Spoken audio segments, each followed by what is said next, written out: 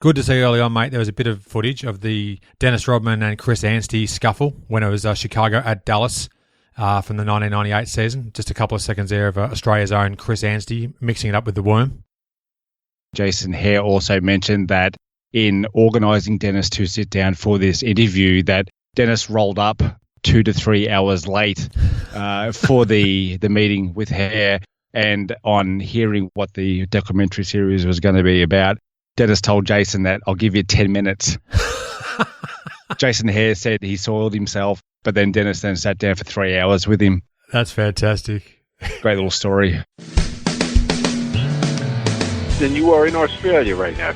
You're talking NBA basketball. You're talking great teams. You're talking great individual players. Takes it off, and there's number 23, and of course Johnny goes nuts. We're all getting goosebumps thinking about it now. I just tried to go out there and play my game. I have no idea what you're talking about, Adam. I don't like anybody. I'm not a people person. Strand, you made the pass, yes. Christian, can you catch the ball? Yes. All the stars were aligned and all the muscles fired at the right time, and I was able to get off the ground and throw one down. I was saving that as a surprise for you.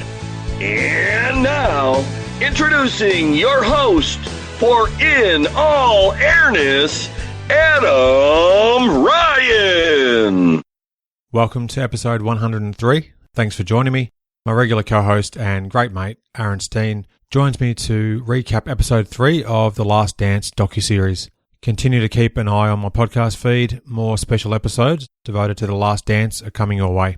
Towards the end of this episode, I'll share another great podcast review. If you can spare a moment or two, please add your review via your listening app. It would be most appreciated. Show notes for this episode and access to a huge archive of past episodes are available at inallairness.com. Now, on to the show. Welcome to our episode 3 recap, Aaron, of The Last Dance, breaking down the 10-part ESPN Netflix documentary, mate. How are you today, and thanks for being a part of the show? Head forward from down southeast Oklahoma State, Dennis Rodman. Hello to Ray Clay if you're listening. If you're new to the show, welcome. If you're a regular listener, welcome back. Jason Hare said on ESPN Chicago with Waddle and Sylvie, in speaking about the ratings in between episode 1 and 2, that a normally accepted drop-off in ratings in between episodes 1 and 2 of a documentary series, it's about a 20% drop. That's what's accepted. Jason said that there was only a 1% drop-off in viewership in between episodes 1 and 2, so he was very happy about that. The episode begins with Dennis Rodman. We see him working out back in his NBA playing days. Current day Rodman talks about his work ethic. He also goes on to say that he doesn't think the Bulls would win the 3 titles without him, which is a very fair point, of course, and that sort of gets emphasised as this episode goes on. Good to see early on, mate. There was a bit of footage of the Dennis Rodman and Chris Anstey scuffle when it was Chicago at Dallas from the 1998 season. Just a couple of seconds there of Australia's own Chris Anstey mixing it up with the worm. Yeah, the aforementioned Jason Hare also mentioned that in organising Dennis to sit down for this interview, that Dennis rolled up 2 to 3 hours late for the meeting with Hare, and on hearing what the documentary series was going to be about, Dennis told Jason that, "I'll give you 10 minutes." Jason Hare said he soiled himself, but then Dennis then sat down for 3 hours with him. That's fantastic. Great little story. Those couple of tidbits there and a few others you might contribute, courtesy of Waddle and Sylvie in Chicago. You're a regular listener of those guys? ESPN 1000.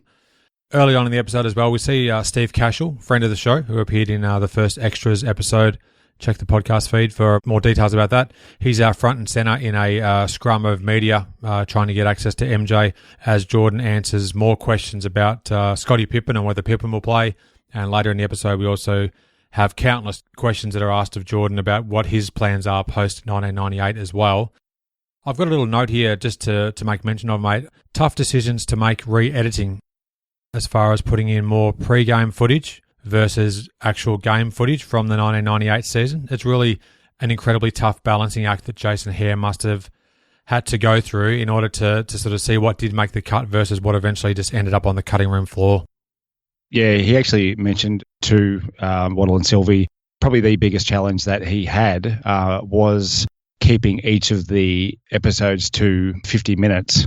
It wasn't so much, it was an issue with time as he is editing the episodes, actually, as we speak, episodes 9 and 10, he said that the biggest obstacle for him has been trying to squeeze everything into a 50-minute episode. We see present-day Jordan talking about how he wanted Rodman to be more accountable in the absence of Scottie Pippen. Pip sits out the first 35 games of the 1998 campaign, and this is really about how important Dennis was to the team overall, but particularly during the absence of Scottie Pippen. So it was really good in that respect. And it was at about this time that we got story time with Michael again, with him explaining the night that Dennis came to his hotel room. I guess he's realised at this point what Michael needs from him, and it was after this point that Dennis was really locked in. Yes, and then we see a bit of game footage from December 9, 97 versus the Knicks. The Bulls were 12-7 at the time, and then we also see they cut to the 20th of December 1997 at New Jersey. Iron Eagle, we get to hear his voice briefly, great friend of the show, two-time guest, and the Bulls are 16-9 at that stage. Good to see some other footage from that Christmas Day game in 1997 versus Miami. Yeah. Where Rodman had that classic save as he fell out of bounds and kept the ball in play to, I think, Steve Kerr, who caught the ball and then hit the jump shot. Rodman was 37 years of age when we're talking about the 1998 season, by the time all was said and done. Quite staggering. And the other thing that I think that gets overlooked is that as a rookie, Rodman is 25 years old. Not many people actually make mention of the fact that he was that old when he entered the league. His rookie season was the season before Scotty came into the league, and there was a few seasons after MJ started, yet he was older than both of them. True. Now we also get to see Rodman's history as far as when he grew up. We go back in time from December of 97 back to 1970. Dennis talks about his upbringing, how he managed to avoid drugs by playing basketball, exercising, doing workouts and whatnot. And then we get to see some highlights of him from Southeast Oklahoma State, as you so beautifully introduced when we started this episode. I should have cross-referenced this, but Rodman says he averaged 27 points and 14 boards per game. We see Isaiah Thomas talking about a young-ish Dennis Rodman in the first year or two of being in the league. Just naive to the world, I think, was what Isaiah described him as being. What have you made about Isaiah Thomas's appearances thus far in terms of what he said present day? Isaiah's contribution to the episodes has been really good. I thoroughly enjoyed hearing from Zeke. Some of the content from him across the series, though, I've found a little bit questionable. He seems to have a real woe is me kind of attitude at times when it comes to how he's been treated with things such as the Dream Team and whatnot. But when he's talking about those Pistons teams of the late 80s, and the innocent country boy Dennis Rodman who walked in with his T-shirt tucked into his jeans, that stuff's been really good. Yeah, I think he's had some great contributions in parts, revisionist history or trying to placate others in other parts.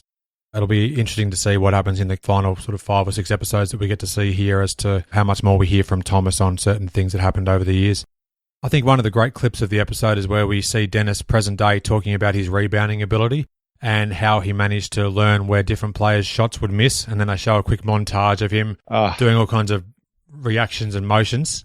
Yeah, I've specifically made a note that that sequence of him explaining his rebounding reactions was amazing. And Jason Hare said that he basically left that to his editor who put that sequence together for him over a weekend.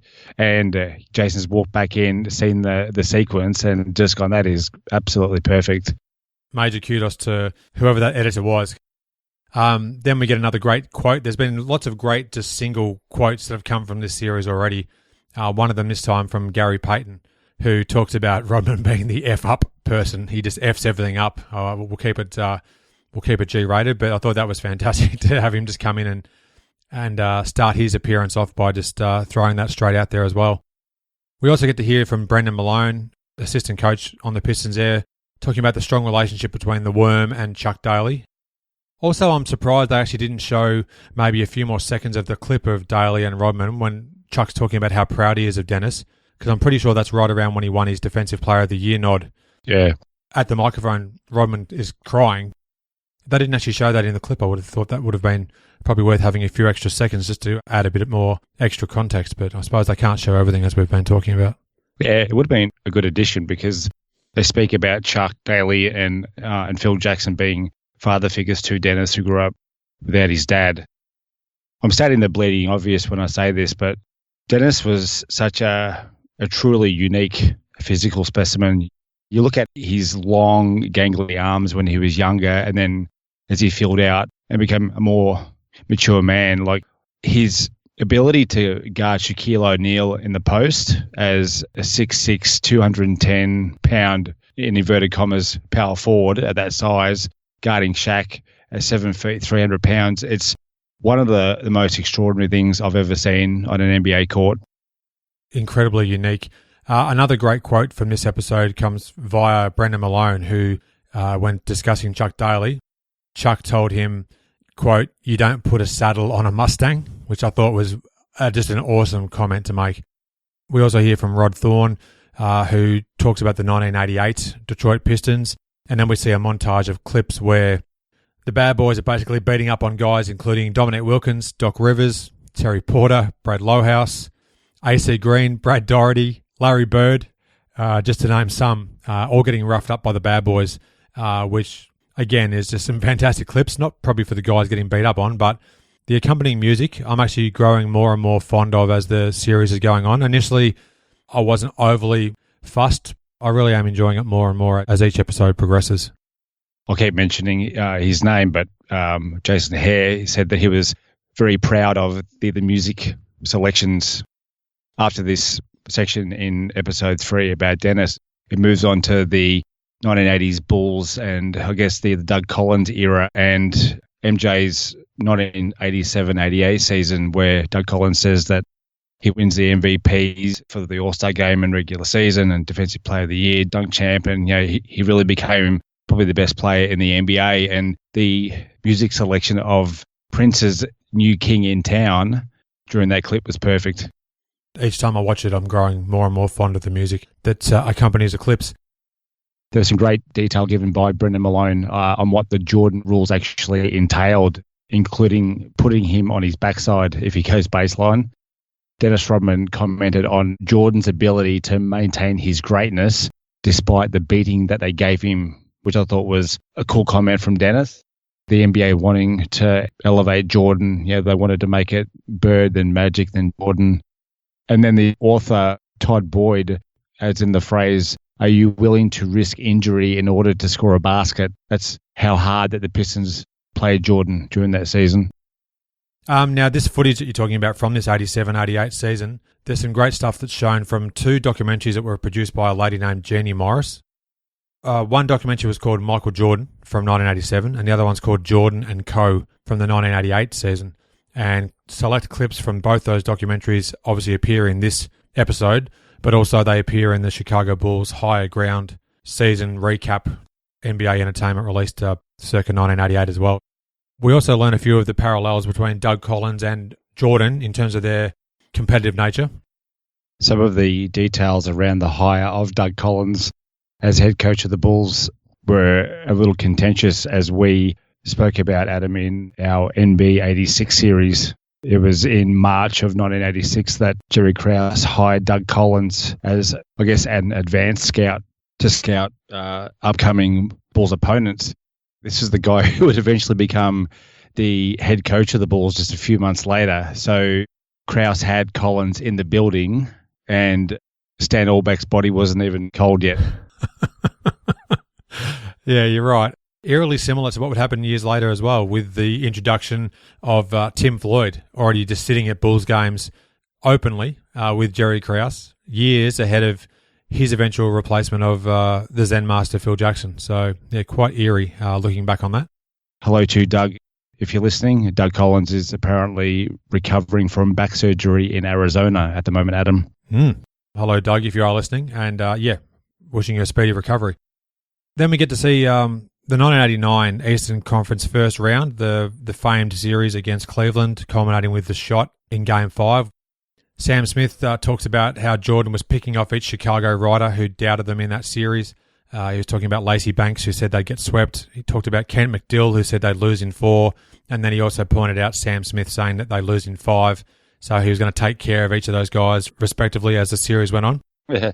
Of course, we see the shot and the inverted commas new footage of Jordan and the Bulls from that baseline vantage point. In effect, that's been out for years, and it was online for years. It was uploaded by the cameraman and reported themselves. But good to see that footage nonetheless, with Jerry Krause and Jerry Reinsdorf up in the seats at Richfield Coliseum as well, looking on at the proceedings. And future Chicago Bull Rod Harper apparently has rewritten some history during the airing of the series. He mentions in episode 3 that he told Coach Lenny Wilkins that he wanted MJ on that last play, and when Lenny Wilkins told him that he was going to put ELO on him, he expressed his disappointment. I won't say what Harp actually said in the episode, because this is a PG episode, but it's funny. Lenny Wilkins and Craig ELO have both been on sports radio in the last couple of weeks, and neither of them have any memory of Harp making that request to play Jordan on the last play. Made for a great quote, no doubt. Doug says something along the lines of, that shot let the Bulls know that something special was on the horizon. They cut straight from there to the 89 Eastern Conference Finals, so we don't even get to see 1 second of the matchup against the Knicks in the second round. Jordan mentions that the Bulls were kind of known as a losing franchise. Winning Game 1 in the Eastern Conference Finals must have had the Bulls feeling absolutely sky high, and then to also win Game 3 at home on that amazing shot by MJ, to go from not being known as a successful franchise and then to all of a sudden be in the Eastern Conference Finals and be 2 games to 1 up. The entire city of Chicago must have been really excited about it. That's where Doug Collins comes out with his classic quote as well. After Jordan's game winner in Game 3 there, they win 99-97. He just says, basically, I just said, get the ball to Michael, everybody else get the F out of the way. So that's where that quote actually originates from, but it's often confused for the shot in Cleveland because it's been edited to show it that way in the past through various media outlets. I did notice briefly they did show footage of Jordan hitting his head on a player's knee for the Pistons and then collapsing to the ground.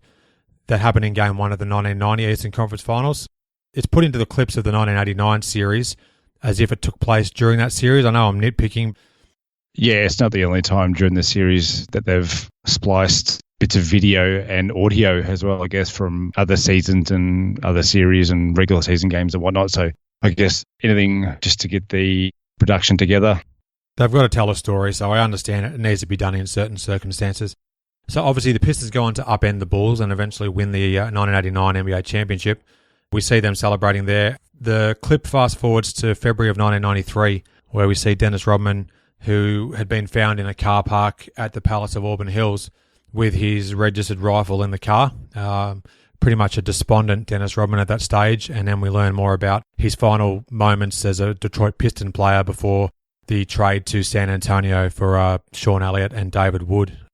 Once we see Dennis in San Antonio, we then hear file footage of Jerry Krause where he's mentioning how he discussed with assistant GM at the time, Jim Stack, how Jim Stack was really high on the fact that Rodman could be a great player with the Bulls just because of the makeup of the Bulls team. Having Scotty and Michael, that would definitely be a calming influence on Dennis and they could certainly get the most out of him. And then we also hear about Phil Jackson's first meeting with the Worm, which was far from a glorious start. Dennis talks about his importance to this Bulls team, and they probably wouldn't have won those 3 championships without him. If you look at the makeups of the 94-95 Bulls and the 95-96 Bulls, there's only one major change in between the seasons, isn't there? Rodman. It's Dennis. Like when Dennis was first moved from Detroit to San Antonio, he had his problems, but that was peak rebounding Dennis Rodman. That was 18 rebounds a game, Dennis Rodman. He had his problems, but his productivity was outstanding. Another great quote comes in this episode when Scottie Pippen is asked the following question: how did Dennis fit in when he first arrived to the Bulls? Pip comes out with, like a hand in a glove. Another great comment. This series is littered with just fantastic one-liners. We get to see a few new players appear in terms of present day, talking about this era. That includes Judd Buechler, which is very good. Mr. Bill Cartwright gets some airtime. The episode then forwards to January of 1998, and the Bulls are atop the Eastern Conference at 24-11, and there's more speculation again about Jordan's plans post-1998 season. We get a brief side note where Bulls equipment manager John Ligmanowski introduces us to the, inverted commas, Sniff Brothers, which was a nice little whimsical aside, I guess. More on that in future episodes, no doubt. In regards to MJ's future, he was having a discussion with a couple of the local Chicago media guys regarding being sick of that line of questioning. And he added that it wasn't the home guys because they knew how to deal with him, that it was on the road that was killing him because all of the reporters in other cities, I guess, didn't understand how much it was driving him nuts.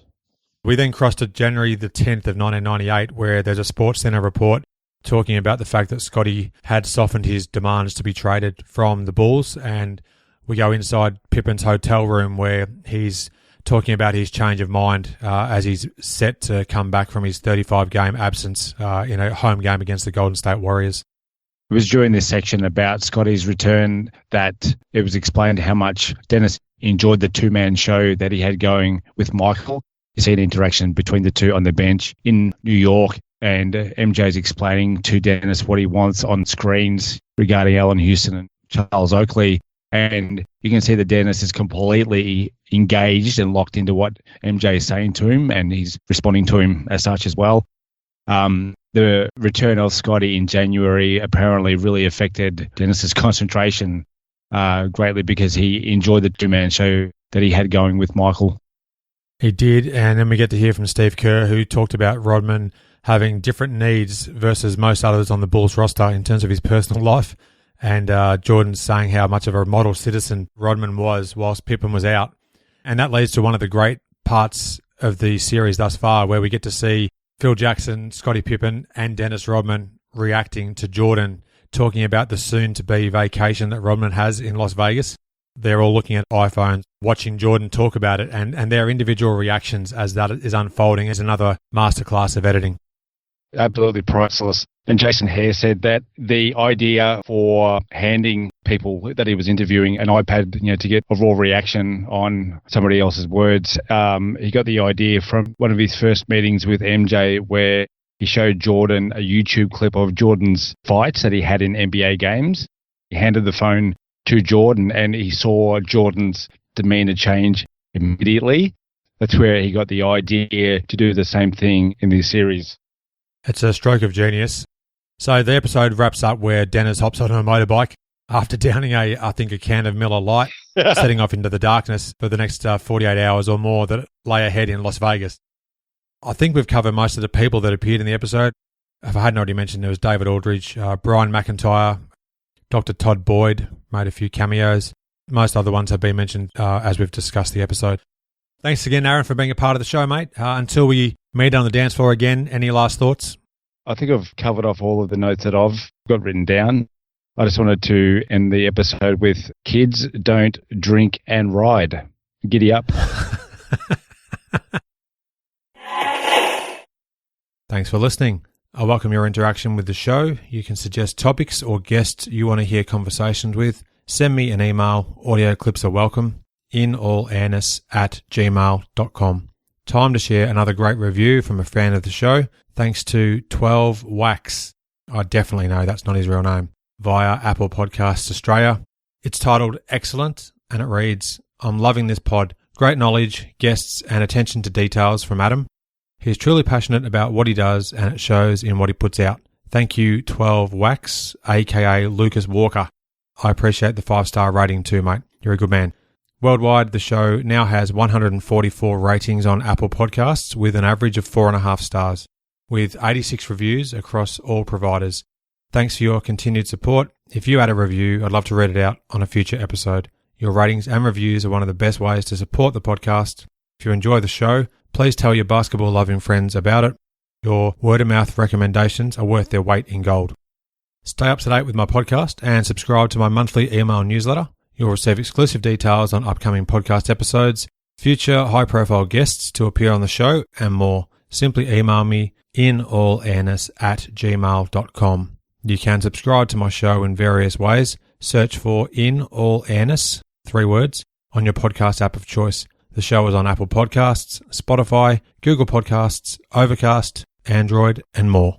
Thanks for listening. I hope you enjoyed the show and share my web address with your friends and colleagues, inallairness.com. Check out the podcast archive for plenty more episodes with high-profile guests. Follow me on Twitter @inallairness. Please add your like to the show's social hub, facebook.com/inallairness. Join me next time for another edition of the show.